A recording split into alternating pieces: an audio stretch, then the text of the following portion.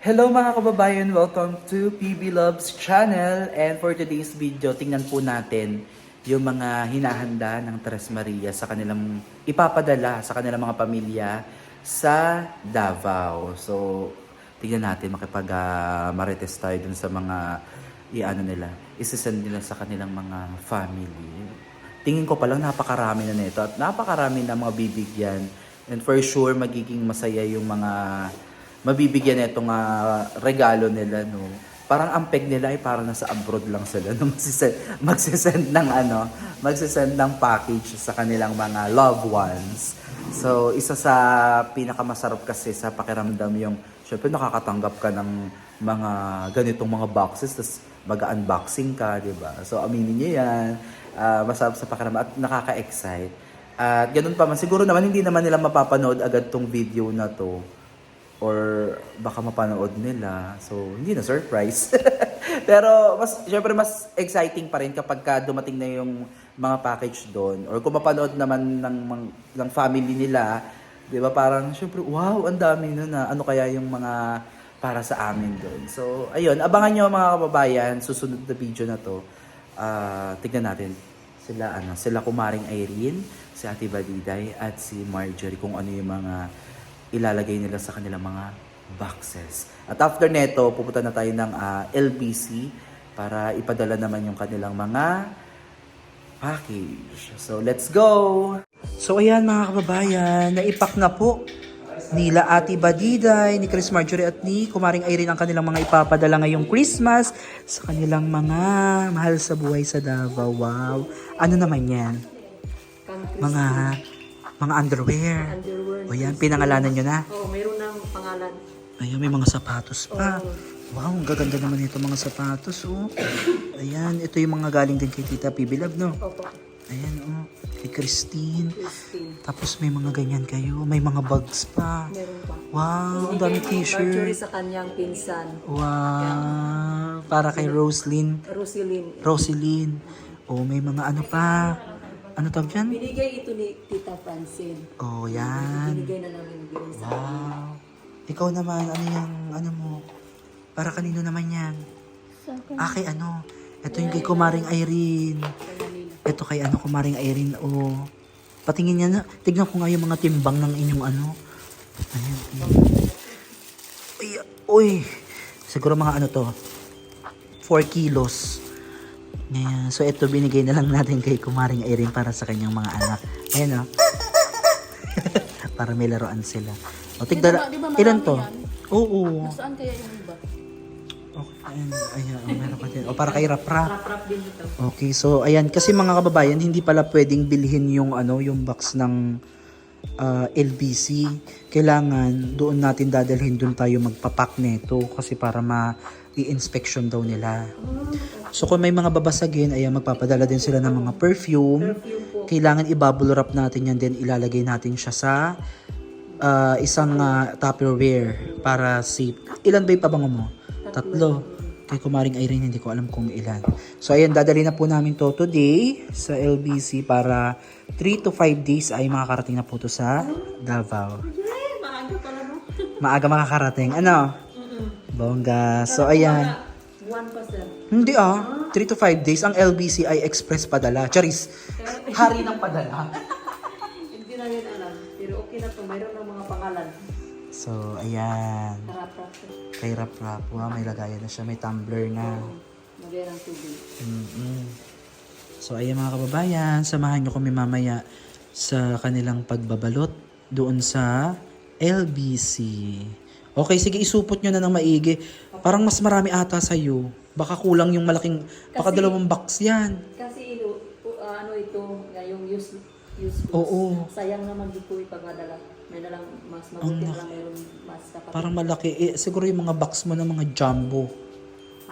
Oo, ang laki niya kasi yung available, yung tinanong ko kanina, mga ganito lang siya kalaki. Ang dami pala. So, tignan natin mamaya kung magkano. Kasi ang tinanong ko dun sa sa LBC, yung ganito kalaki, nasa 2,000, around 2,000 pesos na daw po yung isang box na ganyan. Medyo malaki lang ng konti dito. Pero kung ganito, i-compress. Tingnan natin kung kakayanin. Okay? So, see you later mga kababayan. So, ayan mga kababayan, nandito na tayo sa LBC kaso sarado. Ayan o. Anong araw ngayon? Sabado? Sarado ang LBC dito sa Banggit. So, paano yan Ate Badiday? Yung Tres Marias, kala ko makakapagpadala tayo. Sarado pala. Hintayin lang natin ito. For sure, baka sarado din to ng Sunday. Okay. So, paano kaya? Sa Martes na lang, wala akong pasok. Wala kang pasok sa Martes. Oo. So, kahit ikaw na lang yung magpadala. Oo po, ako na lang. Samahan ka na lang namin, ano? So, ayun mga kababayan, wala tayong magagawa. Sarado pala ng Sabado. Ay, balik tayo sa bahay. Isa lang pala yung sir. Isa lang ang LBC dito. Meron pa sana dun sa labas eh. Naku, kaya lang ang layo na natin. Hindi naman ako na sarado. Kasi sa amin, Sabado, Linggo, bukas ang LBC. Dito pala sarado, nagsasarado pala sila. Parang rest day sila ng 2 days? No? Siguro. Ang daming sarado din pala pagka ganito. So, yun mga kababayan, tayo na lang ay mamamalengke para po sa ating mission para bukas. Oh, saan naman tayo magpa-parking nito?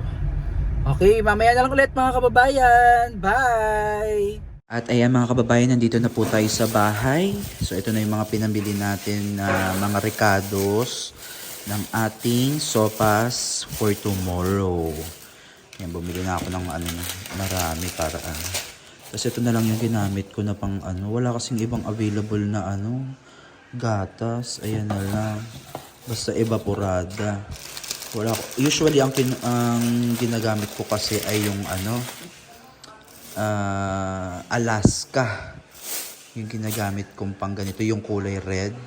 Kaya lang wala. Ito naman yung mga gulay na pinamili ko. Diyos ko po, ang mahal-mahal ng mga gulay. Bumili ako ng cabbage, ng mga carrots, tapos may mga sibuyas na din dyan. Ayan. Sibuyas, bawang. Ayan. Tapos ito yung binili kong macaroni. Ayan. 5 kilos na macaroni. Ayan. Bahala na sila kung siguro marami kasi itong mga tao. So, bukod sa mga bata, para mabigyan na din yung kanilang mga magulang, no? Kasi yung pupuntahan natin mamaya, dikit-dikit din yung mga bahay halos. Doon na natin tululutuin mga kababayan kasi may nakausap na daw si Sir Jun doon na paglulutuan daw natin. So, nakipag-coordinate muna tayo doon. So, ito naman yung isasahog natin sa kanya. Of course, tender juicy. Para juicy ang hotdog. So, ito ay 2 kilo ata to. Ilang kilo ba to? 1 kilo. So, 2 kilos of hotdog. Hiwa-hiwain lang naman ng maliit yan. Tapos, yung manok, papatadtad natin ng maliliit.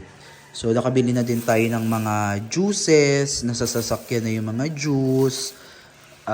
Nakabili na din tayo ng mga styro bowl na lalagyan ng macaroni. Tapos, mga disposable spoon, ganyan.